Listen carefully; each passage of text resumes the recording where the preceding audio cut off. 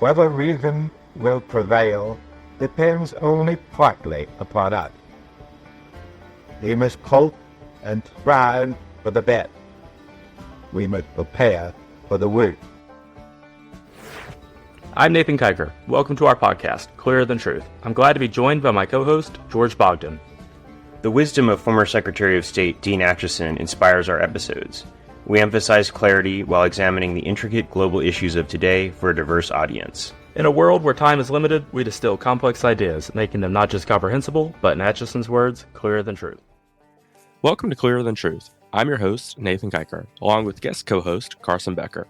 Carson is a writer with American Spectator, where he focuses on Europe, NATO, and transatlantic relations, and our guest is Dr. Andrew Michta. Dr. Michta is a senior fellow at the Scowcroft Center for Strategic and Security at the Atlantic Council. He's an expert in international relations, national security, and geopolitical analysis. Dr. Michta has contributed significantly to discussions on global security, U.S. defense strategy, and the changing international order. Before we dive into our interview, let's take a look at the news of the day. First, tensions are escalating on multiple fronts in the Middle East. Israel and Hezbollah exchanged missile attacks yesterday, marking the most intense day of conflict at the Israel-Lebanon border in recent months. Meanwhile, Israel has stepped up its offensive in Gaza, with ground forces and tanks moving into the Strip once again. Here in the United States, the Trump administration is facing criticism for its recent deportation efforts.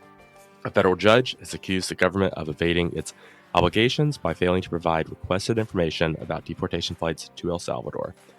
With that, let's jump into our interview. Dr. Michta, thanks so much for being with us. Thank you. It's my pleasure. Thank you for having me. Before we started, we were talking about President Trump and your sort of impression of him when he was first elected in 2016. You, of course, have a prominent role at the Atlantic Council. You were just elected to a term life position at the Council on Foreign Relations. I want to get an overview of how you think President Trump has changed, if at all, in the last 8 years, now that he's entering his second term. Well, it's a very different presidency. And I think in many ways, the experience of the first 4 years and then the interim 4 years and now this have shaped the man you see today, in my view. So when he was first elected, I think he was to some extent an accidental president. I mean, he was almost parachuted into the DC establishment. I do not know if he actually thought he could win in that election. He ran against possibly the worst Democrat candidate you could put out there. I mean, you cannot just, you cannot win an election when you eliminate people. You need to multiply your base. And Hillary Clinton, when she did the basket of deplorable speech, basically ended her candidacy, in my view. But he came into Washington at that time, not knowing the structure, and he was surrounded by people who are still very much establishment. And some of them might have been corporate, like Tillerson, Jim Mattis, who came from the military side and whatnot. But I don't think he understood the city as he does today. And then the 4 years in between, and by the way, I thought they were trying to, quote unquote, guide him, to say it politely, that first team. And I think initially, because he had a lot of respect for the military, he went to a military high school, he never served. So, but I think once they started trying to kind of direct him, if you will, that created frictions that led to this constant firing of people you saw towards the end of it. And I was in Germany at that time, and I was told my European friends that their governments are, for the most part, creatures of the parliament. So they're accountable to the parliament. We actually elect a de facto king with tremendous executive powers, checked by Congress, checked by the Supreme Court, but nonetheless, much, much stronger than anything the Europeans really know, maybe except for the French presidency. And so if you don't align where the president goes, you're going to fly out the window, no better watch. So there was a lot of lack of understanding, and most of the people in Europe looked at Donald Trump presidency as an aberration. I was of the opinion that he was a manifestation of something that was happening in the country.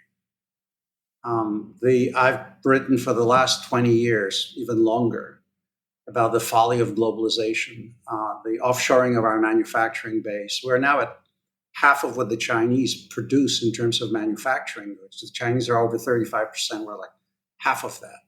So some basic verities about what constitutes industrial power. And most of all, what offshoring did is it wrecked the American blue collar and working class families. And initially, when you were flooded with cheap Chinese goods and people still had jobs, this actually was not a bad proposition for a lot of folks. But the minute the factories started shutting down, entire communities started shutting down. Then you had the 4 years of interim period. And I have to tell you, whether you like Donald Trump or not, he went through hell and high water in those 4 years. And those two assassination attempts at the end are symbolic of what he has been through. They were trying to destroy him, actually, in terms of his livelihood, his political career, this never-ending use of lawsuits and whatnot. And again, I'm not getting into this. He's a developer from New York City. I'm not going to be adjudicating. I'm not competent to say how much of this was legit, how much of this was political. But my point is, he not only survived this, but he in effect took ownership of the Republican Party. So maybe MAGA may be 40, 50%. But to me, it was symbolic when J.D. Vance was running in the primaries, and I think he got like 34% of the vote. He was supported by Donald Trump. And the other candidates, the two top candidates, I think got about 47%, but they split the vote. So JD became, the senator in effect.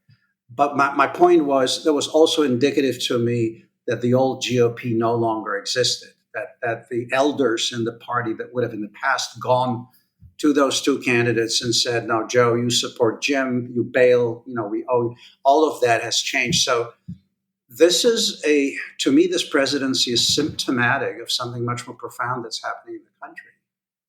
And I also think if Donald Trump holds on to the Senate in the midterms, I don't know about the House, this will be a 12-year run most likely. So this could be a generational transformative shift. And what that means is, especially when it comes to foreign policy, when I talk to people in Europe, as you know, I'm back in the US, I think about a year and a half now, from Germany after 7 years working for the Defense Department.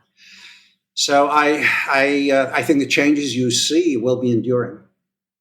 And we're really at the very beginning of this presidency. What I'm also struck by is that a lot of the agencies are simply skeletal at this point. Some of the key appointments have not been made. And I don't think it really matters who is Assistant Secretary for Europe at State or Undersecretary for Policy or whatnot. I think the White House and this presidency, and especially Donald Trump himself, is the hub. And, other men operating, the ministers, if you will, the secretaries, are more actuators that are implementing policy. I'll stop here for now. Well, Dr. Michta, I wanted to ask you, before we get too far into the foreign policy, we're talking about institutions clashing with the new administration, right? You're part of a very prestigious institution in the Atlantic Council. Could you explain a little bit more about what the Atlantic Council has done, what role it's played in U.S. foreign policy, and maybe what role it's going to play going forward, considering the new circumstances in Washington? It's an organization that goes back to the vision of Dean Acheson and people who believe that the Euro-American bond will be critical to maintaining post-war stability. And so it even goes beyond that. I mean, one of the best books I've read was called Albion Seed, which was about the European connectivity for the United States. We're very different from what Europe is in many ways, but there are some foundational links, and the Atlantic theater has always been critical to the U.S. I mean, the United States fought 2 world wars, right, to prevent one power from dominating Eurasia and Europe. And then at the end of the Second World War, we discovered that the very power that was supposed to be our ally in the struggle against Nazi Germany's bid for domination, the Soviet Union, was supposed to do exactly that. And then we stayed in Europe, created NATO, stayed on, for 50 years until the Soviet bloc imploded.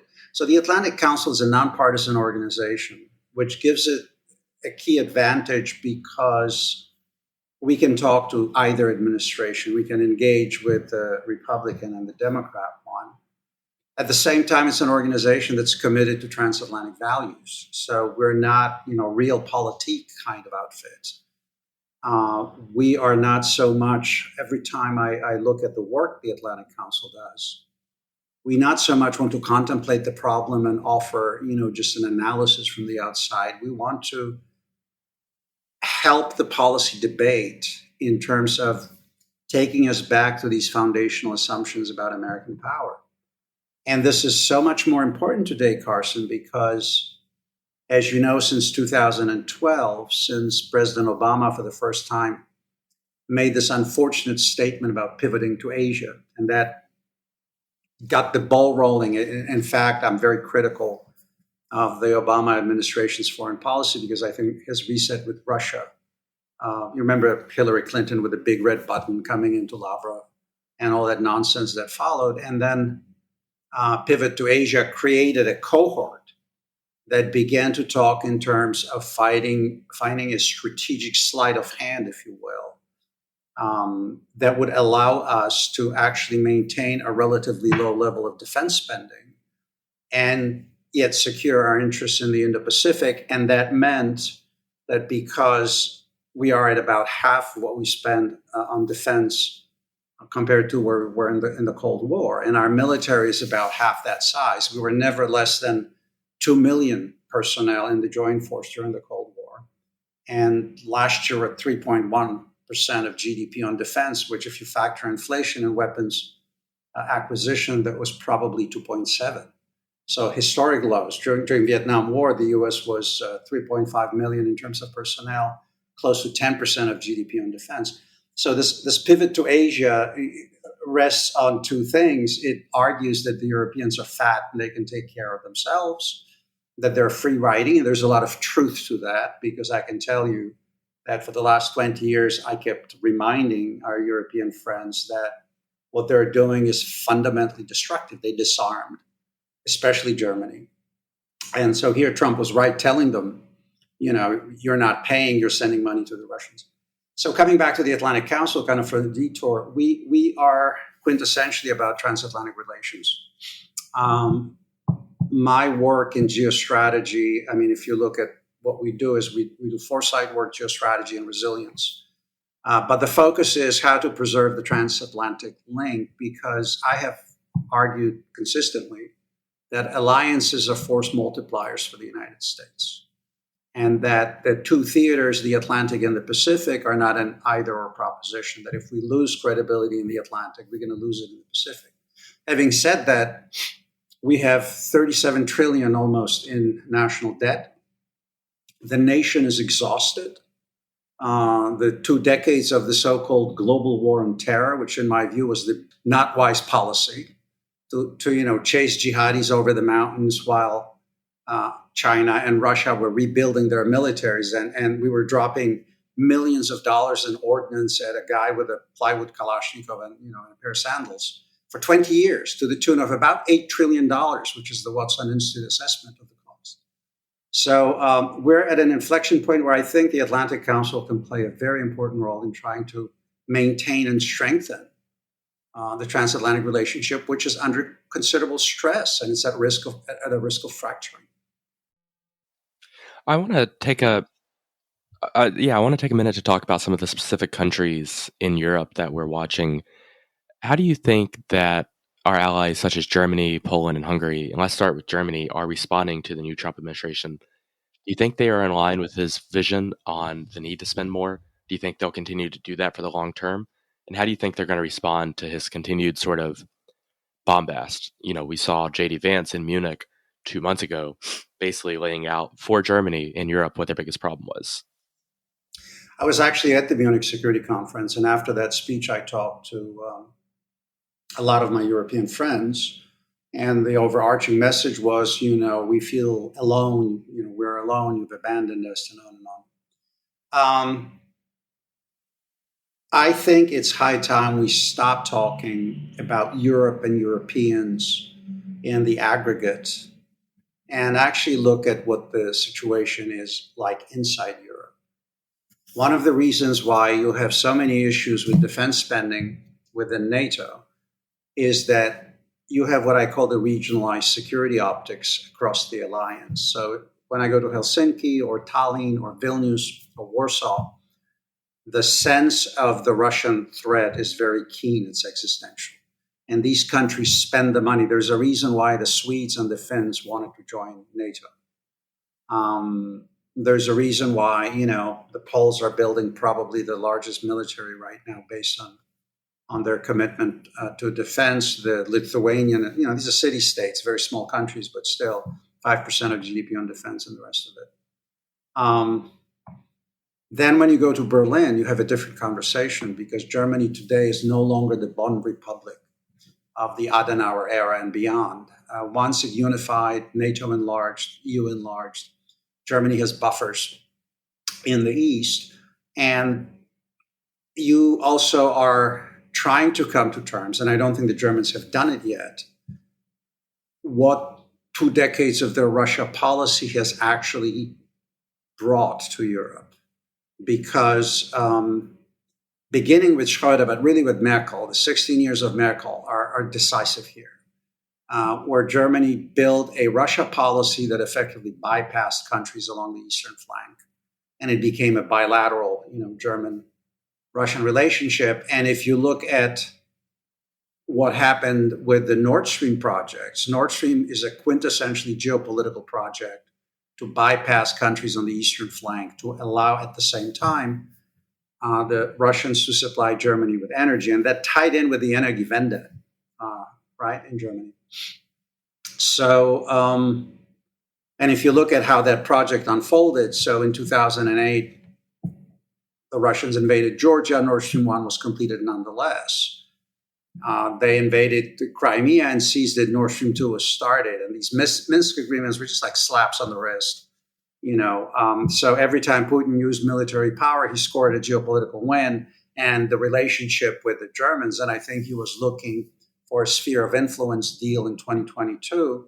He wants to eliminate Americans from Central Europe, build a spheres of influence agreement, in my view, with the Europeans, especially with the Germans. And that would have an impact then on what happens to the sovereignty of the countries that are in the crush zone of Europe. So Germany sees Russia in a different way, has seen it consistently differently. When you go to Paris, you ask people what the priorities are, and very often you hear that actually it's in the south, that it's in the Med, that Africa, deep into the Sahel, that Europe's borders really in Africa, it's not on the Med and whatnot. And then I joke sometimes when you get to Portugal, you have no idea what they're talking about other than migration. So this fractured security optics means that there's no shared threat perception when it comes to Russia.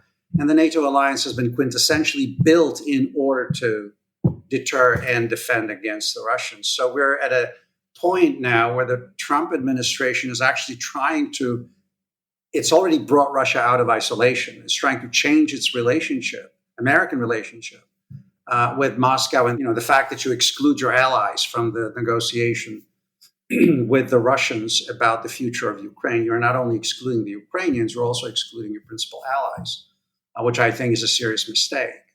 But that is not the same as saying all of a sudden Europe will voluntarily detach from the United States when it comes to defense and security, because Europe is so thoroughly disarmed that regardless of all the declarations of 800 billion in new funding, it will take the Europeans about a decade to restore the capabilities. And even then, headquarters, command and control, high-end enablers, they simply don't have it. And the last question is, if you use the European Union as a vehicle for building an alternative structure, which means you're gutting NATO and effectively making NATO irrelevant and then ultimately get rid of it. I still do not know how this is supposed to work from everything I know about warfare. So the Portuguese soldiers will be sent to the border of Lithuania to defend Lithuania against the Russians. I mean, let's understand that Europe is a collection of nation states that live in their national neighborhoods, and they have, a millennium of history behind them, some of them more. So the notion that you can use the EU as a vehicle to create a security and defense structure, you'll take a treaty-based organization that's basically about market regulation, market access, trade, and things like that, and have it behave as though it were actually a quasi-nation state. I think that's pardon me, but that's fantasy. That's just not going to happen.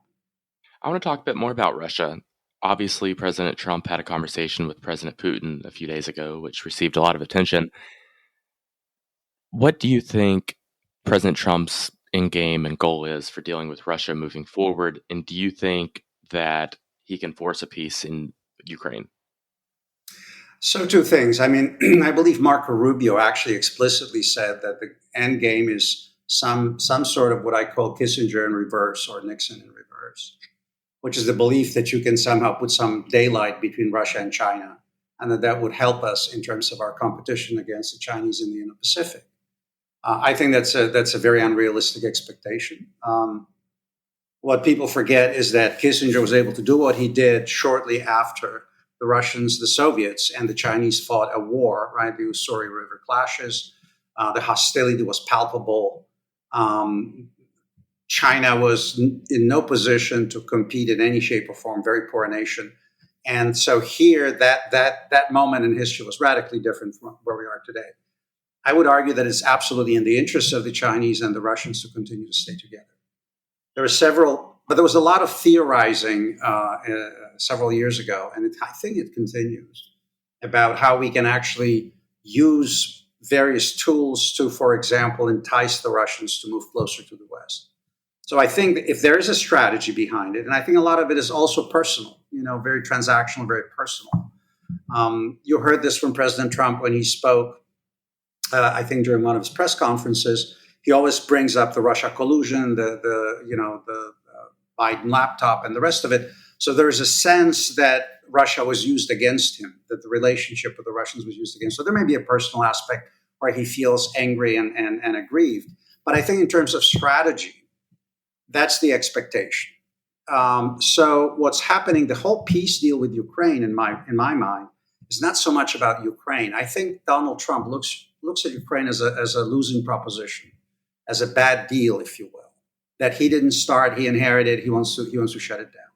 The real game is the future of the relationship with the Russians. And I don't believe for a second that the Russians are interested in any lasting peace deal with Ukraine. The Russians want to either own Ukraine, he will either have Ukraine or he will destroy Ukraine.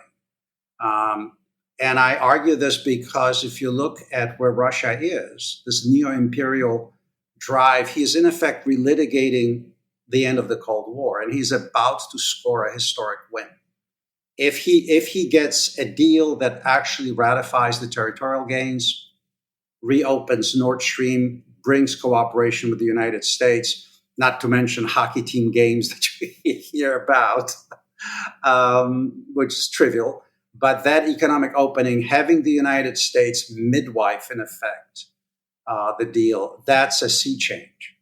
And what that means is that the Putin's gamble, which cost him dearly, remember, he hasn't been able to conquer Ukraine, but he may get through political means to a position where he will then move to, in effect, subvert the government in Ukraine, get a friendly regime in place, possibly rearm. He's going to probably be ready in about 2 or 3 years with the land forces reconstitution.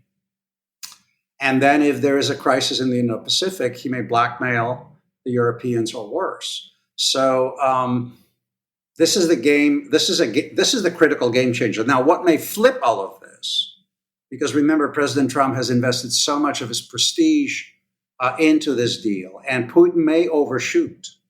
And if it becomes, a kind of a personal slight to the president and a rejection of all the American efforts, all of this can turn on a dime.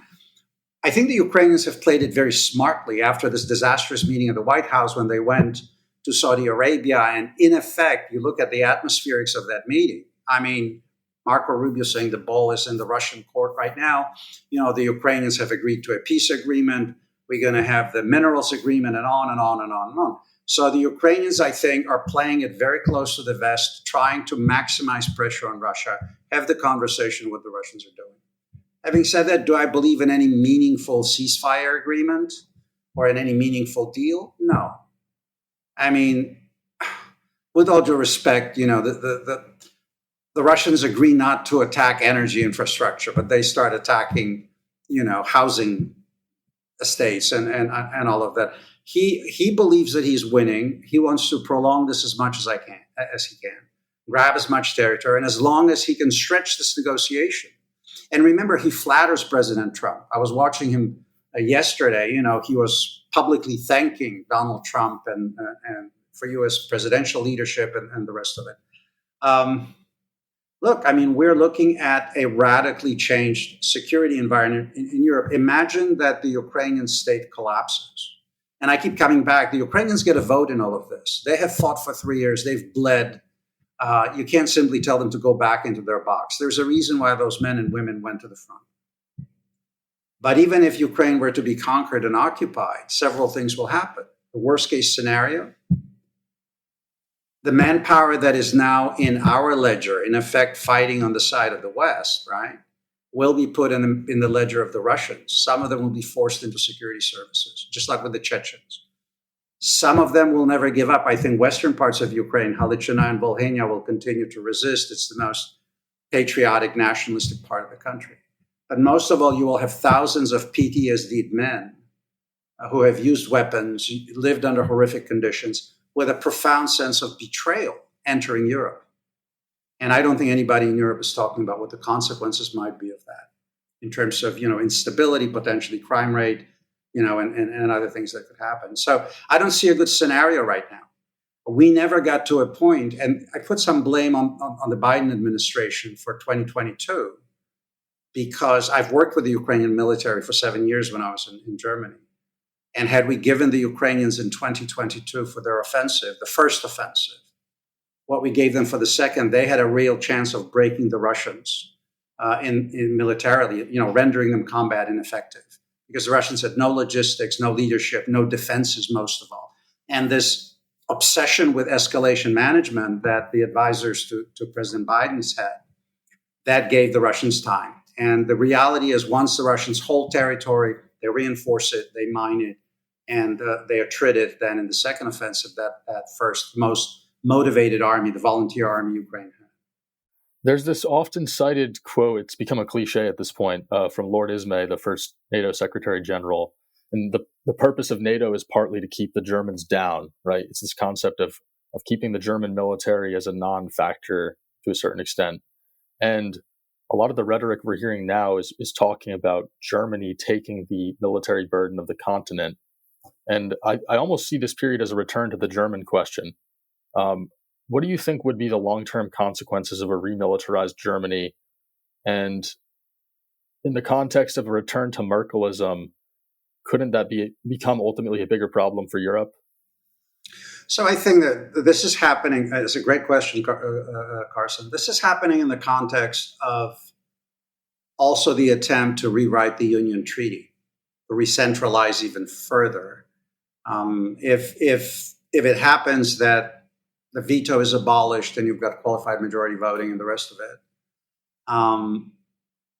I think this change with the borrowing, the ability to actually basically grab even more power for Brussels. And remember that ultimately Brussels is a pass-through for the biggest players, which is Germany and to some extent France. Ever since the Brits left the European Union, the dynamic in the EU changed dramatically, because the UK was, number one, the second largest economy in the EU. It was a quintessentially maritime power. I always joke with my students at the Naval War College that Great Britain may be geographically in Europe, but in terms of their mentality, they're somewhere in the middle of the Atlantic and the closest ally of the United States. So the EU, following Brexit, became automatically much more continental and much more German in terms of weight distribution. And this is, the Biden administration operated on the assumption that you deal with the European Union as an entity. So you basically talk to Brussels and Berlin. Through Brussels, you talk to Berlin.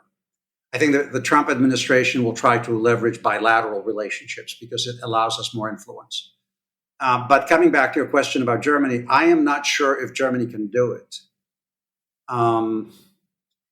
Once I had a conversation with a CSU politician, and kind of impolitely, when he was telling me how Germany's going to lead Europe. This was after Scholz gave a speech at the Charles University The great Zeitenwende, remember?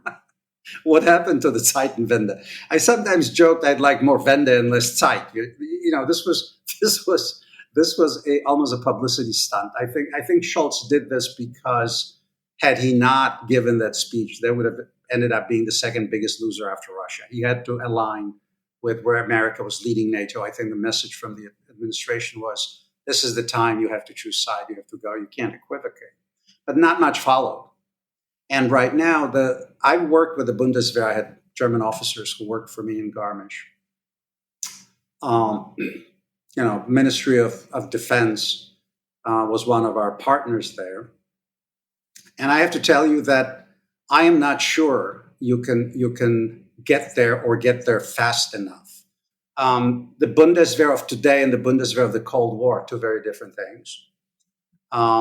They're disarmed to an extent. It started with, I think, zu Guttenberg and de Maizière when they started using essentially the defense budget as a piggy bank for social spending and others. So, first of all, it'll take Europe about a decade, in my view. If you look at the Brits, they have an army of about 75,000, plus maybe a few thousand Gurkhas on top of that. It'll take them about 10 years to put a division in place. So I'm watching this with a certain touch of unreality and a great deal of concern. Germany may act as a dominant power in the EU. It's positioned to do that. And especially if it prevails on the countries along the northeastern corridor, then it may achieve that goal. The problem is that I find it hard to believe that for historical reasons, and most of all because of the threat from Russia, that the Finns, the Norwegians, even though the Norwegians are not in the EU, but they're part of that northeastern corridor, the Swedes, the Poles in particular, the Balts would agree to that. Because any Russian-German deal would in effect be seen by them as abridging their sovereignty, because it would restrict probably their decisions on defense spending, on energy policy, and the rest of it. One more general comment on Russian-German relations, because I think this is critical. I wrote about it at Orbis in 2022. I called it the Russia question, because we always had the German question in Europe, but now we have the Russia question, right? Because the German imperial drive to the east was broken in 1945. Germany was partitioned, occupied. And I've always looked at the Russian experience, especially in the 1990s, under Yeltsin. I called it the Russian Weimar. If you remember German history after the First World War, the Reichswehr is not really seen as defeated. It is defeated. Germany implodes, it loses the war. But the narrative that comes out of this is what the Germans call Dolchstoßlegende, the stab in the back legend, right? That they were betrayed by politicians, by cowards, by the rest of that. And that gave them Hitler, who came in and said, I'm going to restore the greatness of the German Reich, of the German folk.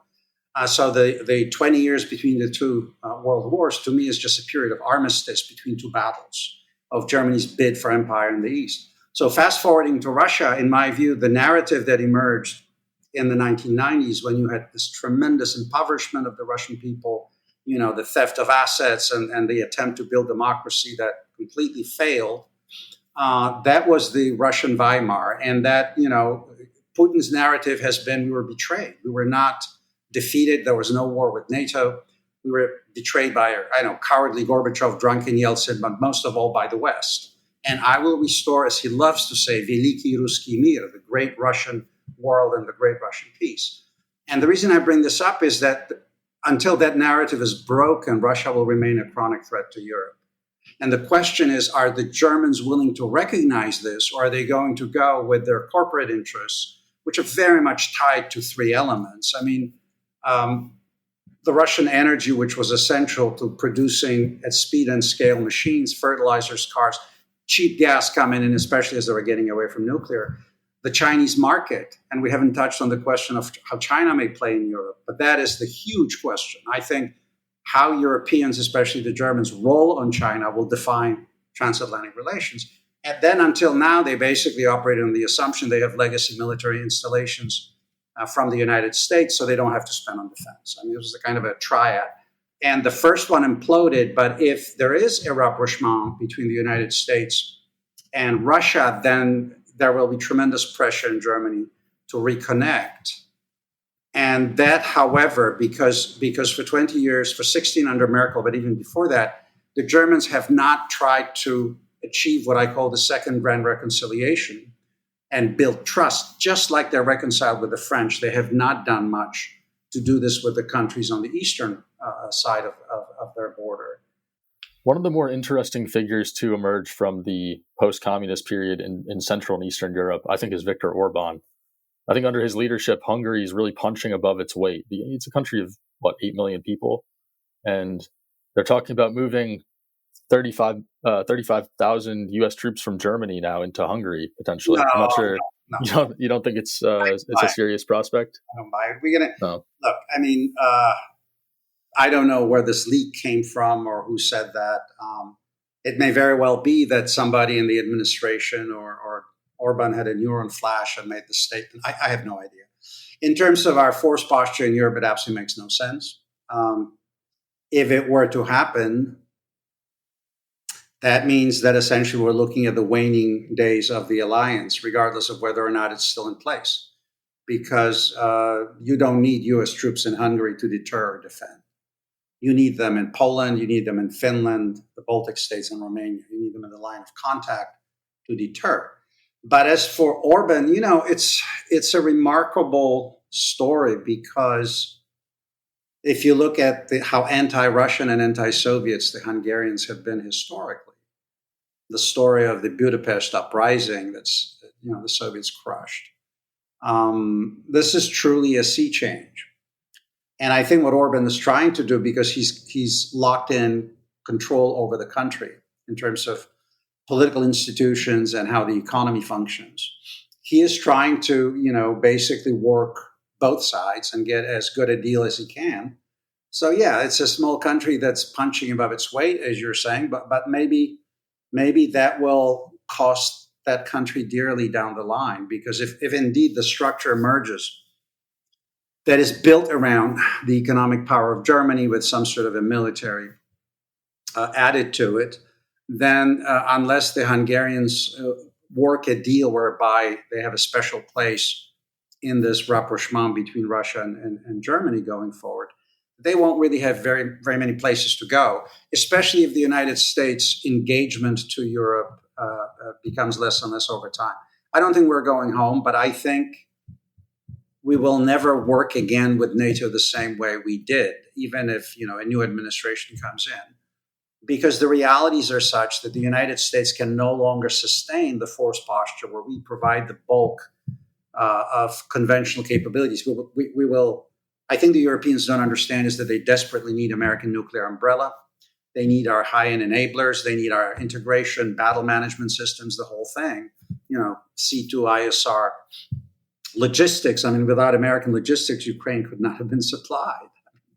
There are air forces in Europe that, I won't name the small country, but their planes can fly in circles over their capital, but that's about all they can do. I mean, they're non-deployable. It's a flight club in nice uniforms, quite frankly. So the most important thing I'd like to leave your listeners with when it comes to transatlantic relations is that, number one, Europe is much more internally fractured than it appears on the surface when it tries to position itself vis-a-vis the United States. Number two, I think it makes very little sense for the administration to stress this transatlantic link to a point where it begins to fracture, because it helps us. I mean, the United States being able to project power from our presence in Europe is very important to other theaters. Number three, we now have a full-scale war in Eastern Europe. We have the Middle East on fire. We don't know how this will all end, right? Especially with Iran. So we've got the stretching of the front line. I think the Korean Peninsula is at risk. The 2018 agreement has been eliminated. And it doesn't mean that the North Koreans have to attack. All they have to do is raise tensions, and it's going to pull resources because U.S. troops are deployed there. And then you have the Indo-Pacific. And as I said at the very beginning, the size of our joint force is not up to the task. We are structured for just one theater, one major theater and one secondary. And the fight in Europe and the fight in the Indo-Pacific are very different. If you look at I was in Lithuania not long ago, and it's 20 miles to Vilnius from the Belarusian border. So mass matters in that environment, especially if we may laugh that the Russians have old T-72 tanks they're pulling out of storage and all that kind of crap. But every tank takes a javelin or a heat round or whatever. And if we don't have magazines that have stocks, and Europe doesn't, then they keep driving, and Putin doesn't care about the life of his people. So the Indo-Pacific is very different. It's a long fight. The distances are different, and the rest of it. Ultimately, I hear noises in Europe as well that maybe China could become a broker. It was interesting at the Munich Security Conference to listen to Wang Yi, who spoke right after President Steinmeier and I think von der Leyen, and how self-confident he was, talking about how China supports the multilateral world. The Chinese are net winners in all of this.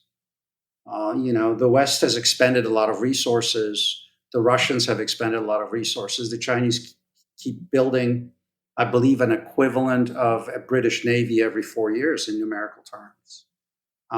They're getting into high-end systems, and being aligned now with the Russians and being the great supporters of Russia, I think will give them access to some of the defense technology that the Russians have developed, especially nuclear submarine propulsion, where the Russians made considerable advances. So I see a world that is increasingly at risk of those regional balances fracturing. And maybe at the end, I will say the following. There's a tendency to talk about polarities in the system because we've lived through the bipolar system for so long during the Cold War. And people think in terms of blocks, and John Mearsheimer talks about bounded orders and whatnot. I think the situation is actually quite different. I think we're in a period of very protracted instability that's caused by the power balances, and especially the relationship between the principles like the US and China. In the military sphere, also Russia that plays a role here. And you have Russia, China, Iran, and North Korea as this axis of dictatorship working closely together. And the difference, I think, between a larger system transforming war and maintaining stability is whether or not these balances will hold. It's like the Second World War didn't start because all of a sudden Germany and the Soviet Union invaded Poland. It started because there was first Manchuria and the breakdown over there with the Japanese moving in. You had the dismemberment of Czechoslovakia, Anschluss of Austria. You had civil war in Spain. The minute these regional balances begin to unravel, the critical mass can be reached. And I think we're at this point, and that's why I keep telling everyone coming back to the Atlantic Council's mission that we're about doing everything we can, and I think we should. I'm doing it in my personal capacity as much as I can to preserve the transatlantic bond and to convince the Europeans that cooler heads have to prevail. This is not about personal slights or the language. This is about basics of geopolitics. If the United States is pushed out of the Atlantic, I think we'll also lose in the Pacific. And that is a prescription for American decline. I mean, we become locked into the hemisphere should that happen. And remember, the Western Hemisphere is peripheral from the point of view of the centrality of Eurasia and Europe. So, well, friend, I want to thank you for your time, and I want to be respectful for it. But where can our listeners follow more of your work? Are you on X or Twitter or anything else where they can follow what you're up to? I'm on X and Twitter. I'm on LinkedIn. I publish quite a bit. I write a regular column for 1945, which is a national security website. Publish, at Real Clear Defense, Wall Street Journal, other places, depending. And the Atlantic Council, of course. So if they Google me, that should all pop up. I post quite a bit on Twitter, increasingly so, because I think in terms of just reaching people in this conversation, sometimes it actually gives you more impact than any sort of speech before a group of experts or things of that kind.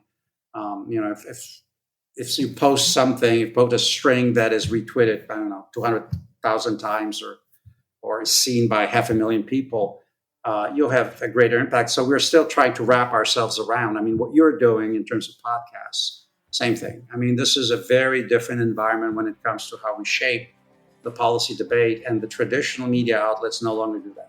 So follow me on Twitter and or X, and thank you for your time. Thanks again for joining this episode of Clearer Than Truth. Be sure to tune in next time.